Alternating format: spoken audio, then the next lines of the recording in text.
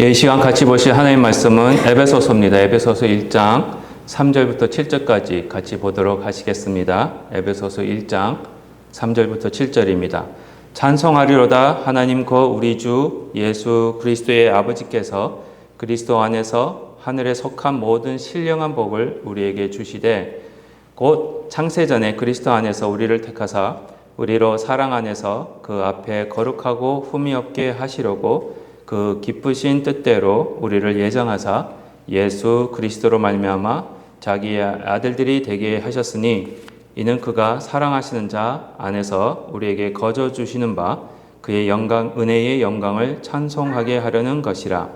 우리는 그리스도 안에서 그의 은혜의 풍성함을 따라 그의 피로 말미암아 속량 곧 죄의 사함을 받았느니라. 아멘. 이 시간 제가 설교 시작하기 전에요. 먼저 여러분께 한 가지 질문을 드리고 여러분들의 의견을 좀 들어보는 시간을 가졌으면 좋겠습니다. 여러분들의 의견을 좀 들어봤으면 좋겠습니다. 제가 결정하셔서 저한테 말씀해 주세요. 제가 지금부터 4명의 목사 후보자들을 소개해 드리겠습니다. 이 4명의 후보자 가운데 어떤 분이 여러분들의 담임 목사가 되었으면 좋을지 한번 결정해 보시기 바랍니다. 예. 먼저 이름을 밝히지 않고 소개해 드릴게요. 이 4분을 소개해 드릴 테니까 그 중에서 한 분만 선택하셔서 말씀해 주시면 감사하겠습니다. 첫 번째 후보입니다. 잘 들으십시오. 아주 중요한 거기 때문에 여러분들이 잘 들으셔야 돼요. 그래서 선택하시기 바랍니다. 첫 번째 후보는요. 이분은 아주 겸손하고 온유한 사람입니다. 하지만 좀 말재주가 별로 없으신 것 같아요. 그래서 저랑 비슷한 것 같아요. 의사소통 능력도 그다지 뛰어나지도 않고 심지어 말을 더듬기도 한다는 그런 말씀을 해주셨어요. 또 그런데다가 화를 잘 내고 또 회의 중에는 때로는 너무 성급하게 행동하는 경향도 있다고 합니다. 근데 지금은 아닌데요. 회개하셨는데 과거에 한 교회에서 살인 사건과 관련된 문제가 생기는 바람에 그 교회를 떠나야 했다는 그런 분입니다. 예, 잘 들으셨죠? 네, 이게 첫 번째 후보고요. 두 번째 후보입니다. 두 번째 후보는 이번은 제가 보기에는 후보 가운데 가장 유망한 아주 후보라고 생각할 수는 있습니다. 지도력도 세고요. 사람을 이끄는 능력은 대단합니다. 하지만 또 개인적으로 마음에 걸리는 부분이 있어요. 지금도 이분도 마찬가지로 회개하셨는데 이제 새로운 사람이 되셨어요. 오래전에 이웃의 아내와 북적절한 관계를 맺었다고 합니다. 그뿐만 아닙니다. 이 북적절한 이 관계가 들통날까봐 청부살인을 한 거예요. 다른 사람을 시켜서 그 여인의 남편이 목숨을 잃게 만드는 이런 일을 했다고 합니다. 그래서 이런 사실을 알고 나니까 과연 저희가 이 목사님을 모시면 이 사람을 교회의 지도자로서 존경할 수 있을지 참 의문이 되긴 합니다. 하여튼 잘 들어보십시오. 네, 세 번째 후보입니다. 세 번째 후보는 이분은 사람들에게 강한 동기를 부여하는 능력이 매우 있었습니다. 그리고 좀 흥미롭게도 이분은 열정적으로 설교하는 분이에요. 말씀에 그냥 예수님에 미친 분이십니다. 게다가 책을 출판했고요. 마지막으로 구약에 또 박사학위가 있으신 분이에요. 예, 하지만 또 문제가 있습니다. 사람을 대하는 요령이 좀 부족하고요. 특히 젊은 목회자들 실수할 때가 있잖아요. 그 실수를 잘 용납을 못해요. 그리고 성격이 거칠고 강압적인 면도 있고 또 그래서 이런 것 때문에 동력자하고 대판 한 번 싸우고 헤어지셨다라는 말씀도 있었어요. 그리고 한 번은 근데 말씀에 열정이 있으셔서 한 번은 이제 설교에 대해서 많이 하시는데 철학 기도 때 그 교회에 들어보니까 밤새도록 설교를 했다고 합니다. 설교가 너무 긴 것 같아요. 저는 염려하지 마십시오. 저는 시간을 재고 있으니까. 마지막 네 번째 후보입니다. 마지막 네 번째 후보 그래도 앞에 세 번째 후보보다는 좋은 것 같아요. 다른 사람들이 말씀해 주시기를 아주 평판이 좋아요. 그래서 성실하고 꾸준하게 맡은 일을 잘 해내는 분이십니다. 그리고 보수적인 성격도 보수적인 면에서도 마음에 들고요. 사회적인 인맥은 더 좋습니다. 그리고 무엇보다 재정 관리를 아주 탁월하게 잘 하시는 것 같아요. 그래서 아마 교회 오시면 목사님이 되시면 아마 재정관리, 행정능력 이런 게 아마 좋아서 좋을 것 같습니다. 이상 4명의 후보자를 여러분들에게 소개해드렸습니다. 이 4명의 후보자 중에서 몇 번째가 여러분들 보시기에 여러분들 담임 목회자로서 가장 적합하다고 생각하십니까? 몇 번째예요? 아니, 4번째 안에서요. 이렇게 잘 맞춰주셔야 설교가 됩니다. 저는 딱 들으셨을 때 그래도 4번째가 제일 나은 것 같지 않나요? 능력도 있고 행동 능력도 있고 사람들한테 평판도 좋고 그렇잖아요. 뭐 다 이미 눈치를 채신 것 같은데 이제 이름을 말씀해 드리겠습니다. 첫 번째 후보자는 모세입니다. 모세는요, 성경에서 겸손하고 온유한 사람으로 소개됩니다. 또한 출애굽기 그렇지만 3장과 4장에서 보시면은 본인이 자기를 뭐라고 그럽니까? 입이 둔한 자다라고 하십니다. 그래서 의사소통에 또 어려움이 있는 것처럼 많은 학자들은 혹시 말에 대한 더듬이가 있는 거 아닌가 이렇게 생각도 하는데 그렇습니다. 특별히 모세가 애굽에서 살 때 40살이 됐을 때 뭐 합니까? 살인죄를 저지릅니다. 그리고 도망칩니다.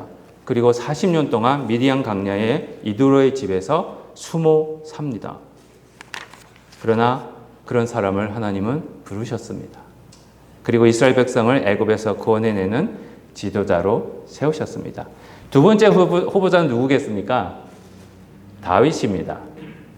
다윗은 40년 동안 왕으로 있었기 때문에 그 지도력은 의심할 사람이 없습니다. 하지만 그는 한참 전쟁 중에 자기 궁궐에서 그렇죠, 낮잠을 자다가 밤에 잔 것도 아니에요. 낮잠을 자다가 일어나서 충신 우리아의 아내 밧세바를 보았고 그 밧세바를 탐해서 부적절한 관계를 맺었습니다.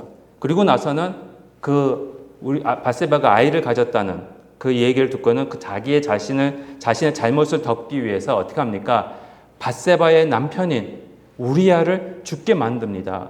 청부 살인을 합니다. 요압에게 부탁해서 우리아가 제일 위험한 전방에 나가서 그들의 적들의 손에 죽게 만들어라. 그렇게 서신을 보내요. 그걸 또 우리아가 갖고 가요. 그런 사람이 있음에도 불구하고 우리 하나님은 다윗을 회개시키시고 하나님의 사람으로 사용하셨습니다. 하나님께서는 그를 이스라엘의 위대한 왕으로 세우셨습니다. 세 번째 후보자는 누구겠습니까? 사도 바울이에요. 예수님을 만나기 전에 바울은 교회를 핍박하고 예수님을 믿는 사람들을 잡으러 다녔던 사람이었습니다. 그리고 예수님을 만나 사도로 부르심을 받은 후에도 바울에게는 부족한 모습이 있었습니다. 전도 중에 젊은 목회자 마가 문제 때문에 바나바와 심하게 다투고 헤어집니다. 근데 나중에는 다 회복합니다. 그게 중요한 것 같아요. 하여튼 그렇게 됐어요. 아주 성품이 불같은 신분 같아요. 바울은 글은 잘 썼는데 말재주는 별로 없었던 것 같아요. 그리고 한 번 설교를 시작했다면 얼마나 길게 하는지 유두고가 듣다가 밤새도록 듣다가 졸아서 상에서 떨어져서 죽습니다. 그렇죠? 말재주는 없었던 것 같아요. 설교를 지루하게 하셨던 것 같아요. 하여튼 그렇습니다. 그런데 하나님께서는 이런 바울을 이방인을 위한 복음을 전하는 사도로 선택하시고 사용하셨습니다. 네 번째입니다. 제가 선택한, 그리고 여러분들이 선택했다고 치고 네 번째는 누구겠습니까? 가룟 유다입니다.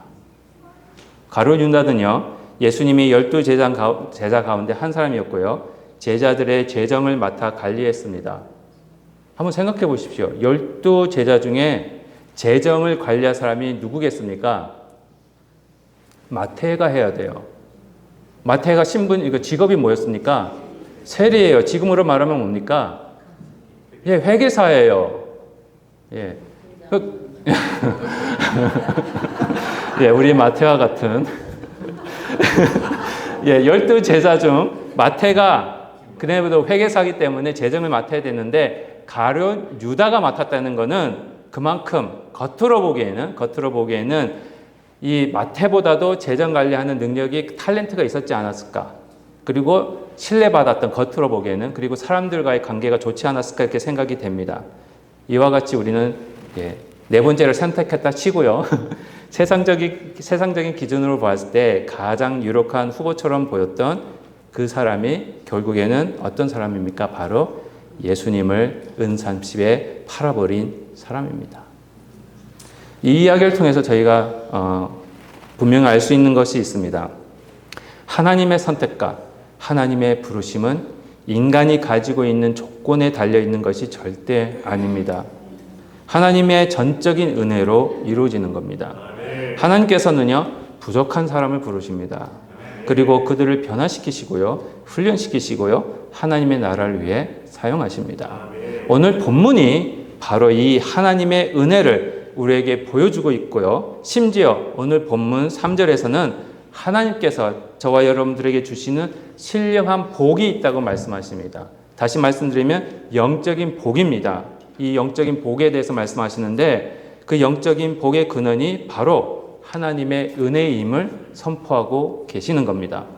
저희는요, 솔직히 여러분들이 모세와 다윗과 바울을 대단하게 생각하시는데 아닙니다. 그들도 저희와 같은 죄인이었고요. 저희들도 그들과 같은 죄인입니다. 저희들이 비록 눈에 보이는 도둑질이나 살인을 하지 않았다 해도 우리가 죄가 없는 것은 아닙니다. 그렇죠? 실제로 도둑질을 하지 않았어도 마음으로 탐심을 품었고요. 실제로 사람을 죽이지 않았어도 마음으로 미워한 적이 있습니다. 겉으로는요, 부적절한 행동을 하지 않았지만 마음속으로는 너무나도 부적절한 생각을 품고 살던 죄인들이었습니다. 우리 모두는 죄인입니다. 그러나 하나님께서는 모세와 다윗과 바울의 부족함과 실수를 개념치 않으시고 그들을 부르셨습니다. 그리고 그들을 회개시키시고요, 그들을 변화시키시고요, 그들을 훈련시키셔서 하나님의 나라를 위해서 귀하게 사용하셨습니다. 마찬가지로 하나님께서는요, 실수도 많고 죄로 가득 찬 마음을 가진 저희들을 아무런 자격이나 공로가 있어서가 아니라 전적인 하나님의 은혜로 여러분들을 선택하시고 불러주셨습니다. 우리를 예수 그리스도를 믿게 하시고 지금도 우리를 변화시키시고 훈련시키고 계십니다. 그리고 우리를 하나님의 나라를 위해서 일하는 믿음의 사람으로 만들어가고 계시는 겁니다. 이것이 바로 저와 여러분들에게 주어진 하나님의 은혜고 신령한 복인 것입니다. 오늘 본문을 통해서 하나님께서 우리에게 주신 신령한 복, 곧 하나님의 은혜가 무엇인지 간단하게 여러 가지가 있습니다. 근데 앞으로 계속 에베소서 보시면서 찾아드릴게요. 오늘은 두 가지만 간단하게 살펴보겠습니다. 그리고 우리 주 하나님과 우리 구주 되시는 예수 그리스도께 감사하고 그분을 찬양하고 그분께 영광을 돌리는 예배하는 시간이 되시기를 주님의 이름으로 축복드립니다. 첫 번째 영적인 축복입니다. 첫 번째 영적인 축복은 즉 하나님의 은혜는 하나님께서 먼저 저와 여러분들을 선택하셨다라는 겁니다. 오늘 본문의 4절과 5절에 보시면 이런 말씀이 있습니다. 곧 창세전에 그리스도 안에서 우리를 택하사 우리로 사랑 안에서 그 앞에 거룩하고 흠이 없게 하시려고 그 기쁘신 뜻대로 우리를 예정하사 예수 그리스도로 말미암아 자기의 아들들이 되게 하셨으니, 이 말씀을 가만히 보시면은요, 창세전부터 이미 저와 여러분들을 하나님은 택하시고 그분의 기쁘신 뜻대로 저와 여러분들을 하나님을 통해 하나님의 자녀가 되게 하시려고 이미 계획하셨다라고 말씀하고 계십니다. 4절에서는 하나님께서 여러분들을 선택하실 때가 바로 언제라고 말씀하고 계십니까? 언제 여러분들을 선택하셨다고 말씀하고 계십니까? 창세전입니다. 이 말씀은 저희가 하나님을 알지도 못하고 있을 때 하나님께서 먼저 여러분들을 사랑하셨다라는 의미입니다. 특별히 이 선택과 예정은요, 하나님의 은혜를 너무나도 분명하게 보여주고 계십니다. 이 선택과 예정에 대해서 조직신학적으로 얘기하면은 아주 시간이 많이 걸립니다. 그래서 지금은 시간 관계상 자세하게 말씀드리기는 힘들고요. 지금 이 순간, 이 시간에 저희에게 하나님의 선택하심과 예정하심으로 보여주고 계시는 의미는 저와 여러분이 예수님을 믿을 수 있고 지금 이 자리에 나와 예배하고 하나님의 자녀가 된 것은 저희가 여러분들이 하나님을 알기도 전에, 이 세상에 존재하시기도 전에 하나님께서는 저와 여러분들을 먼저 아셨고요. 먼저 선택해 주셨고요. 그리고 저와 여러분들을 구원해 주실 계획을 미리 세워놓고 계셨다라는 의미입니다. 다시 말씀드리면요, 저와 여러분이 예수 그리스도 안에서 하나님의 자녀가 될 수 있었던 것이 바로 하나님이 먼저 시작하셨고 하나님이 먼저 결정하셨기 때문에 이루어진 하나님의 사역이라는 겁니다. 우리에게 그 어떤 조건도 요구하지 아니하시고 하나님께서 먼저 저와 여러분들을 사랑하시고 하나님의 자녀로 선택하시고 예수님을 믿을 수 있는 길을 이미 예비하셨던 겁니다. 이것이 참된 영적 축복입니다. 이보다 더 큰 축복은 없습니다. 여러분들 다른 축복 달라고 그러지 마십시오. 이미 다 받았습니다.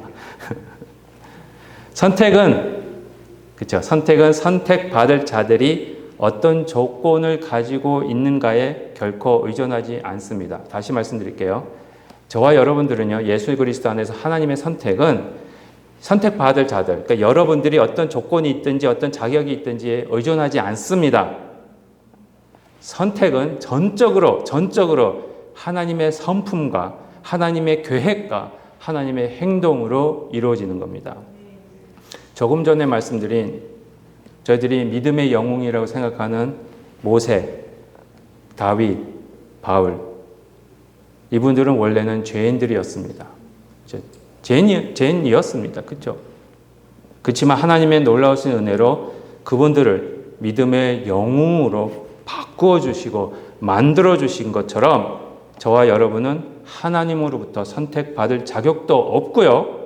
예수님을 믿는 믿음을 선물로 받을 만한 조건도 없는데 저희가 알지도 못할 때 우리 하나님은 저와 여러분들을 먼저 선택하시고 구원하시기로 이미 결정하셨다는 겁니다.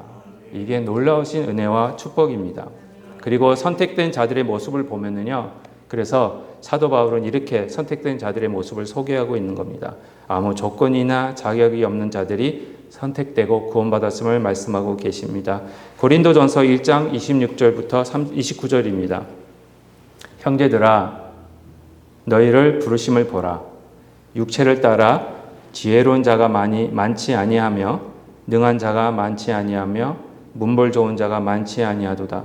그러나 하나님께서 세상에 미련한 것들을 택하사 지혜 있는 자들을 부끄럽게 하려 하시고 세상에 약한 것들을 택하사 강한 것들을 부끄럽게 하려 하시며 하나님께서 세상에 천한 것들과 멸시받는 것들과 없는 것들을 택하사 있는 것들을 폐하려 하시나니 이는 그 이유가 뭐라고요? 아무 육체도 하나님 앞에서 자랑하지 못하게 하려 하심이라.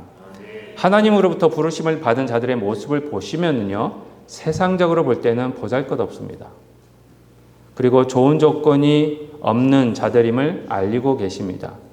근데 그렇게 하신 이유가 바로 지금 방금 말씀하신 고린도전서 1장 29절에서 말씀하시듯 아무 육체도 아무 누구도 하나님 앞에서 자랑하지 못하게 하려 하시기 때문이다 라고 말씀을 하고 계시는 겁니다. 내가 훌륭한 조건을 가지고 있기 때문에 하나님께서 나를 선택하셨고 구원해 주셨음이 아니라 아무 조건도 아무 자격도 없는 나를 구원해 주신 하나님의 은혜에 감사하게 하시고 그 은혜를 베푸신 하나님만을 예배하게 하시기 위한 것이었습니다. 다시 말씀드리면요, 위에서 살펴본 모세, 다윗, 바울, 그리고 가룟 유다 중에 가룟 유다가 어떻게 보면 육체적으로는요, 세상적으로는요, 자격이 제일 좋았던 사람이었을 겁니다. 아마도 이 자격과 그 조건이, 저는 그렇게 생각합니다. 아마도 이 자격과 그 조건이 그로 하여금 예수님을 팔아넘기는 일을 하게 했을 수도 있습니다. 그래서 사도 바울이 갈라디아에서도 말씀하듯이 육체의 자랑은 복음에서 떨어지는 거다라고 말씀하고 계시는 겁니다. 내가 조건이 좋다고 생각하는 순간 예수님을 파는 행위일 가능성이 많습니다. 하지만 저와 여러분들의 구원과 선택받음은 저희가 좋은 조건을 가지고 있었기 때문이 아니라 전적으로 무엇 때문이라고요? 하나님의 은혜입니다. 그것이 오늘 이 세상에서 살아가는 저와 여러분들에게 주시는 최고의 축복입니다. 그 축복을 누리시는 저와 여러분 되시기를 축복드립니다. 두 번째입니다. 마지막입니다. 두 번째 영적인 축복, 즉 하나님의 은혜는 예수님과 하나 되게 하시는, 연합하게 하시는 것입니다. 오늘 본문, 오늘 다시 한번 읽어보시면 아시겠지만 시간 관계상 다시는 읽지 않겠습니다. 근데 3절, 4절, 5절, 6절, 7절 계속 매 절마다 우리 사도 바울이 뭐라 그러시냐면은 그리스도 안에서, 그리스도로 말미암아라고 말씀하고 계십니다. 하나님의 선택과 하나님의 예정과 부르심과 여러분들을 거룩하게 하심은 모두 예수 그리스도 안에서 이루어지는 하나님의 사역입니다. 하나님께서요, 저와 여러분들을 선택하시고 예정하시고 부르시고 구원하셔서 거룩하게 하신 것은 바로 하나님께서 저와 여러분들을 예수님과 무엇되게 하시려고요? 하나 되게 하시기 위한, 연합되게 하시기 위한 것입니다.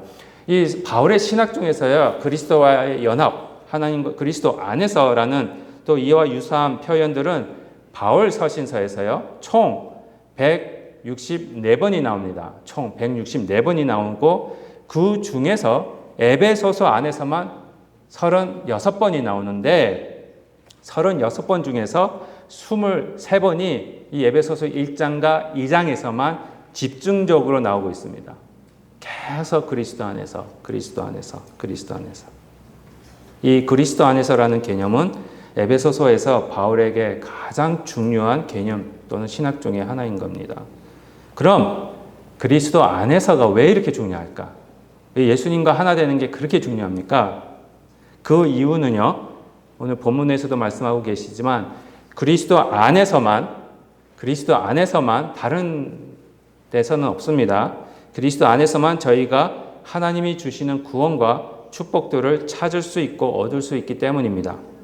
그리스도가 모든 영적 축복들의 근원이 되시고요. 그 축복들이 그리스도 안에만 존재하고 있기 때문에 그리스도 안에 있는 것이 중요한 겁니다. 오늘 본문인 3절에서 보시면은요, 이런 말씀을 하십니다. 찬송하리로다. 하나님 곧 우리 주 예수 그리스도의 아버지께서 그리스도 안에서 하늘에 속한 모든 신령한 복을 우리에게 주시되라고 말씀하고 계시는 겁니다. 모든 신령한 복이 그리스도 안에서 주어진다고 하시는 겁니다. 신령한 복이 그리스도 안에 있는 겁니다. 특별히요, 어떤 신령한 복이냐? 죄 사함입니다. 죄 사함이, 용서함이 그리스도 안에 있습니다. 로마서 8장 1절입니다. 로마서 8장 1절 보시면요. 그러므로 이제 어디서요? 있는 자에게는 결코, 그렇죠. 그리스도 안에 들어와야, 그리스도 안에 있어야, 예수님과 하나가 되어야만 죄 사함이 있고 정죄함이 없다고 말씀하고 계십니다. 그 다른 방법으로는 용서함 받을 수가 없습니다. 우리가 죄 사함을 받고 하나님 앞에서 의롭다 함을 받을 수 있는 이유, 그 이유는요, 저희가 죄를 짓지 않기 때문이 아닙니다. 저희가 완전하기 때문이도 아닙니다. 그 이유가, 하나님께서 우리를 용서하시는 이유가 바로 우리가, 저와 여러분들이 하나님의 은혜 가운데 예수 그리스도 안에 있기 때문에 용서함이 있는 겁니다. 또 두 번째로 예수 그리스도 안에 있으면 뭐가 있냐? 영생이 있습니다. 이게 축복입니다. 그렇죠? 요한일서 5장 11절과 12절입니다. 또 증거는 이것이니 하나님이 우리에게 무엇을요? 영생을 주신 것과 이 생명이 누구 안에요?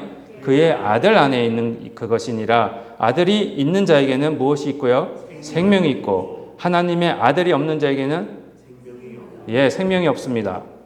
오직 예수 그리스도 안에 영생이 있고 예수님을 모시고 있는 자만 영생을 소유한다고 말씀하고 계시는 겁니다. 이거는 선포입니다. 진리입니다. 그리스도 안에 있는, 그럼 영생이 뭐냐? 시편 1편 3절, 시편 1편 3절에 이런 말씀이 있습니다. 너무나도 잘 아시는 말씀. 그는 시냇가에 심은 나무가 철을 따라 열매를 맺으며 그 잎사귀가 마르지 아니한 같으니 그가 하는 모든 일이 다 형통하리로다. 시냇가에 심긴 나무를 한번 생각해 보십시오. 그렇죠?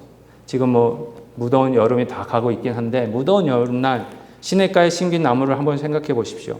나무가 살아갈 수 있는 것은 무엇 때문입니까? 그 뿌리가 물에 연결되어 있기 때문입니다. 계속 생수가 공급이 되는 거예요. 뿌리가 시냇물에서 계속해서 생명을 공급받기 때문에 계절이 바뀌어도 열매를 맺고 잎사귀가 마르지 않는다고 말씀하고 계시는 겁니다. 이것은 그리스도 안에 있는 여러분들의 모습을 잘 보여주고 계십니다. 그리스도 안에 있는 사람은요, 마치 그리스도 옆이 아닙니다, 여러분. 예수님을 믿는 걸 그리스도 예수님이 내 옆에만 계시면 돼 이렇게 생각하시면 안 돼요. 그 안에 들어가셔야 돼요. 들어가셔야 시냇가에 심기운 나무처럼, 그렇죠? 우리의 생명의 근원이 예수 그리스도이시기 때문에 예수님께 연결되어 있기 때문에 영적인 생명을 저희들이 얻을 수 있는 겁니다. 예수님께 연결되어 있기 때문에 열매를 맺습니다. 성령의 열매 맺는 거 저번 주에 말씀드렸습니다. 중요합니다. 그렇죠? 근데 그걸 맺기 위해서는 예수님과 연결되어 있어야 돼요. 예수님 안에 계셔야 돼요. 예수님이 내 안에 계셔야 되고 예수님께 연결되어 있기 때문에 영적으로 마르지 않습니다. 그러므로 그리스도 안에서 살아가시는 또 그리스도 안에서 살아간다는 것은 바로 예수님과 연합해서 살아가는 것입니다. 로마서 6장 5절입니다. 로마서 6장 5절에서 보시면 이런 말씀이 있습니다. 만일 우리가 그의 죽으심과 같은 모양으로 연합한 자가 되었으면 또한 그와의 부활과 같은 모양으로 연합한 자도 되리라. 부활이 있습니다. 그렇죠? 예수님을 믿는 것이 예수님과 하나된 연합된 존재라는 것을 알리고 계십니다. 예수님과 연합하였다라는 것은 매일 예수님의 모습이 나타나는 것을 이야기하고 있습니다. 이것이 바로 큰 영적인 축복입니다. 예수님 안에 계시는, 내가 예수님 안에, 내가 그 예수님이 내 안에 계신다는 것을 어떻게 알 수 있습니까? 내일부터 여러분들이 이제 교회로서, 진짜 교회로서 교회답게 저희들이 살아 나가셔야 됩니다. 나를 통해 예수님이 나타난다는 것. 내 안에 예수님이 계시고 내가 예수님 안에 있는데 예수님이 나타날 수밖에 없습니다. 나의 삶을 통해 예수님이 증거된다는 것. 그리고 주위 사람들이 나를 만날 때마다 예수님이 보이네요. 예, 제 기도 제목입니다. 저를 통해서뿐만 아니라 우리 교회 성도님을 통해서 저 교회 성도님 보면은 예수님이 보여. 누가 할렐루야 하셨어요? 전도사님. 이건 엄청난 큰 축복입니다. 그렇죠? 이미 여러분들은 예수님 안에 계신 분들입니다. 그리고 예수님이 여러분들 안에 계신 분들입니다. 이런 축복을 이미 하나님은 저와 여러분들에게 주셨습니다. 이 축복을 누리시는 저와 여러분이 되시기를 축복합니다. 결론적으로 말씀드리겠습니다. 우리가 받은 영적인 축복은 뭡니까? 예, 그렇죠. 영적인 축복은 하나님의 은혜입니다. 그렇다면 어떤 은혜입니까? 첫째로 우리를 선택해 주신 은혜입니다. 하나님께서는 여러분들의 어떤 조건이나 행위를 보시고 여러분들을 선택하신 것이 결코 아닙니다. 전적으로 하나님의 성품, 하나님의 인자하심, 하나님의 성실하심, 그것 때문에 우리를 예수 그리스도 안에서 하나님의 자녀로 선택해 주신 겁니다. 그리고 두 번째로는 우리를 그리스도 안에 거하게 하시는, 예수님과 연합하게 하시는 은혜입니다. 그리스도 안에 거하는 사람은 시냇가에 심긴 나무와 같습니다. 하나님께서 주시는 이 영적인 생명을 공급받으면서 부족함 없이 구원과 영생을 누리고 삶 가운데 영적인 열매를, 성령의 열매를 맺게 되는 겁니다. 오늘 이 시간 이 귀한 은혜를 우리에게 베풀어 주신 하나님께 감사합니다. 솔직히 오늘 본문은요, 예배입니다. 사도 바울이 예배하는 겁니다. 우리를 선택하신 하나님을 찬양합니다. 우리를 그리스도 안에 있게 하신 예수 그리스도를 찬양합니다. 그리고 우리의 삶을 통해 예수님이 나타나도록 살아가십시다. 우리를 선택해 주신 은혜, 그리고 우리를 그리스도와 연합하게 하신 은혜를 주신, 그 은혜를 주신 하나님께 찬양과 영광을 돌리는 저와 여러분이 되시기를 주님의 이름으로 기도합니다. 기도하시겠습니다. 하나님 아버지